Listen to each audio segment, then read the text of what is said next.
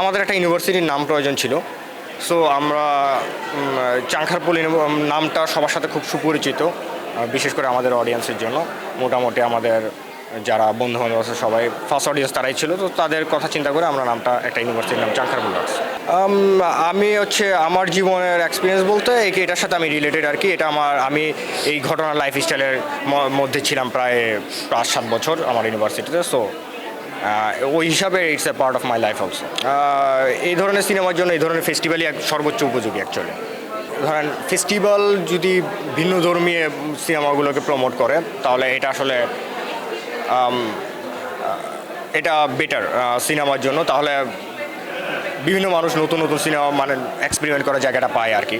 So কারণ এখান থেকে মূলত একটা ফাইন টিউন হয়ে হয়তো বা এটা পরবর্তীতে জনমানুষের জন্য উন্মুক্ত হতে পারে, কিন্তু এক্সপেরিমেন্ট করার জায়গাটা আসলে ফেস্টিভ্যাল জন্য মানে থাকলে এটা সব ফিল্ম মেকারদের জন্য খুব ভালো, বেটার।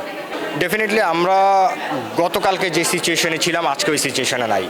আমরা আশা করি যে মানে ডে বাই ডে এটা জাস্ট আমরা ভালো মানে কোনো অপরচুনিটির দিকে আগায় যেতে থাকবো আর কি। এটা একটা ভালো মাইলস্টোন ছিল আমাদের পুরো টিমের জন্য।